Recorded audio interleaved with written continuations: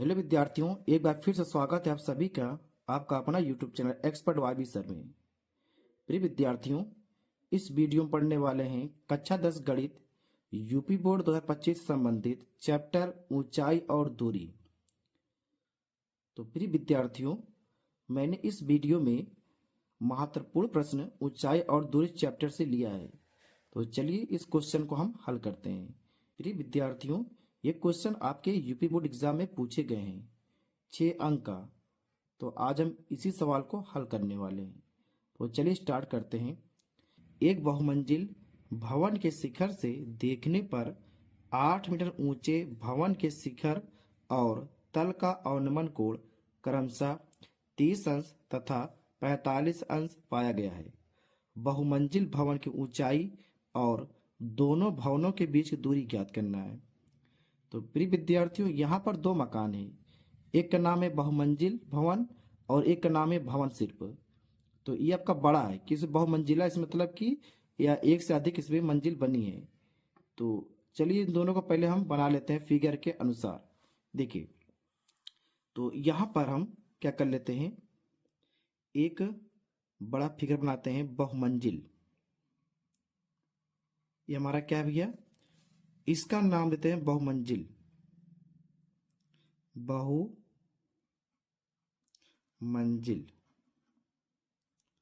और जो दूसरा मकान है उसका नाम है भवन, तो इससे छोटा रहेगा, तो इसको थोड़ा हम इससे छोटा बनाएंगे।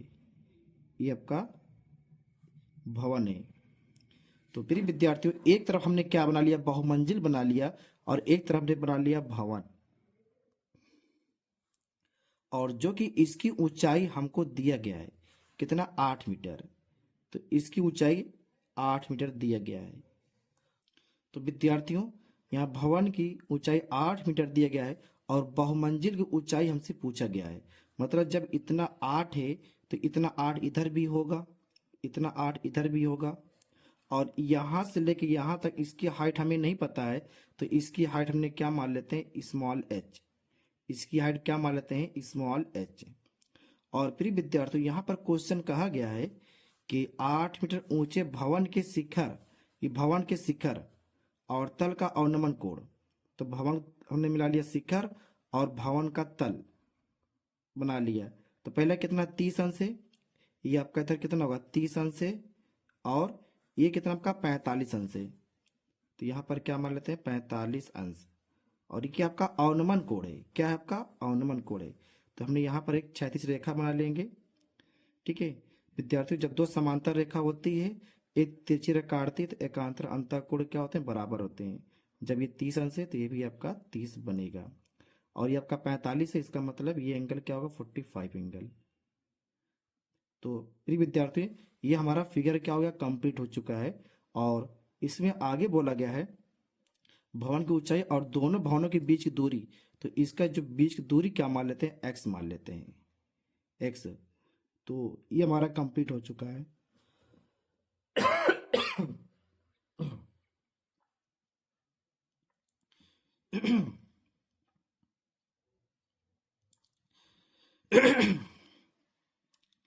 अब क्या करते हैं विद्यार्थियों, इसको हम ए मान लेते हैं, इसको बी, इसको सी, इसको डी, और इसको हम ई मान लेते हैं। तो अब चलते हैं सवाल को हल करते हैं। सबसे पहले हम क्या करते हैं, त्रिभुज ए बी ई में काम करते हैं। यहां से समकोण त्रिभुज ए बी ई में चले गए काम करने के लिए। तो सूत्र लगा देंगे, tan थीटा बराबर लंब बटे आधार। थीटा का वैल्यू कितना भी है, 45 अंश। यहाँ रखेंगे tan 45, और लंब कितना है, 8 प्लस एच, 8 प्लस एच बटे में आधार कितना आपका x। tan 45 मान क्या होता है भैया, 1 होता है। 8 प्लस एच बटे में x, यहाँ से तिरछा गुणा कर देंगे तो x बराबर क्या जाएगा, 8 प्लस एच। इसको मान लेते हैं समीकरण 1, इसको मान लेते हैं समीकरण 1।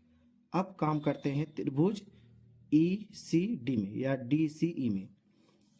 आगे देखिएगा, समकोण त्रिभुज डी सी ई में चलेंगे काम करने के लिए। सूत्र वही फिर लगेगा इसमें, tan थीटा बराबर लंब बटे आधार। आपकी थीटा वैल्यू कितना भैया 30 अंश है, तो tan 30, लंब कितना आपका स्मॉल h, आधार आपका वही है x, तो tan 30 मान क्या होता है, ठीक है, तो लंब कितना हो गया h, आधार आपका x, तो tan 30 का मान होगा भैया 1/√3 होता है और h बाई एक्स। यहां से तिरछा गुणा करके x का मान निकाल लेंगे, तो x बराबर क्या निकल कर आ जाएगा, √3 इंटू एच। इसको मान लेते हैं समीकरण 1 व 2। एक हमने ऊपर माना है, 2 हमने नीचे मान लिया। अब ये दोनों आपस में बराबर है, इसको हल करेंगे तो समीकरण 1 व 2 को हल करने पर, तो ये दोनों समीकरण आपस में बराबर है, तो इसको बराबर कर लेंगे। √3 इंटू एच बराबर 8 प्लस एच, तो अब ये वाला एच का हम इस तरफ बुलाएंगे, √3 एच माइनस एच बराबर 8। एच इसमें कॉमन दिख रहा है, यहाँ से क्या करेंगे, हम एच का मान निकाल लेंगे। तो हमने यहाँ पर हमने क्या किया, एक बार फिर समझ लीजिए, √3 एच समीकरण 1 और 2 को हल करने पर, तो एच हमने क्या कर दिया, इधर बुला लिया, एच इसमें कॉमन दिख हमने बाहर कर लिया, √3 माइनस 1 बचा। अब संख्या गुणे में तो भाग में हो जाएगी, तो यहाँ से हो जाएगा 8 बटे, ये चला जाएगा बटे में 8 के नीचे, तो √3 माइनस 1 हो जाएगा।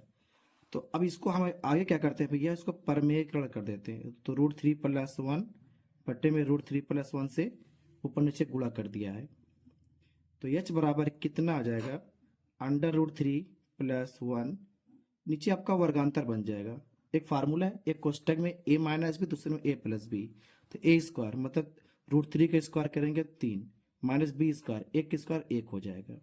आगे देखिएगा, तो h बराबर कितना निकल कर आ जाएगा, तो 8 में से 3 में से 1 घट जाएगा, तो हो जाएगा 2, अब बट्टे में √3 प्लस 1, तो 2 चौक 8, तो h बराबर कितना आ गया भैया, 4 √3 प्लस 1। तो हमको ज्ञात करना बहुमंजिला, मतलब बहुमंजिल की ऊंचाई ज्ञात करना है, तो यहां से लेके यहां तक कितना 8 है, और यहां से लेके यहां तक कितना आपका स्मॉल एच है। तो विद्यार्थियों, तो 8 प्लस एच में जोड़ देंगे, यहां लिखेंगे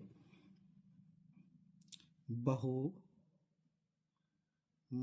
की ऊंचाई, बहुमंजिल की ऊंचाई, तो 8 प्लस कितना हो जाएगा, हमने नीचे कितना निकाला है, 4 √3 प्लस 1 निकाला है, ये इसका मान यहाँ जोड़ देंगे, तो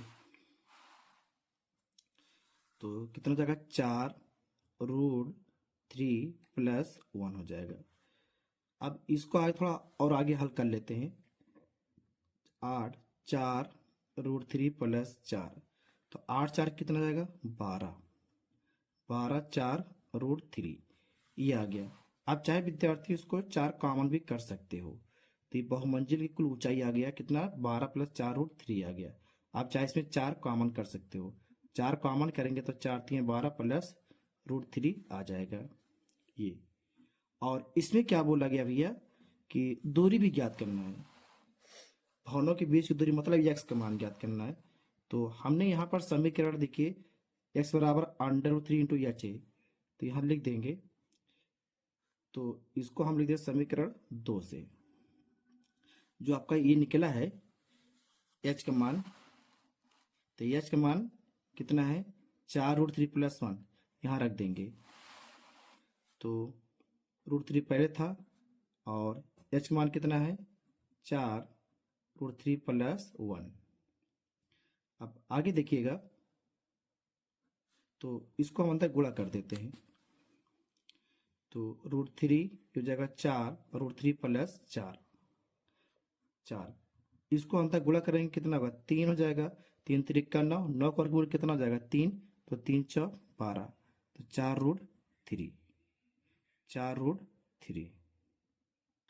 तो विद्यार्थियों यहाँ पर बहुमंजिल की ऊंचाई और दोनों भवनों के बीच दूरी क्या होगी, बराबर आ गई। तो उम्मीद करते हुए आप लोग सवाल को समझ पाए होंगे, तो इसको आप अच्छी तरह से नोट कर लीजिएगा। धन्यवाद।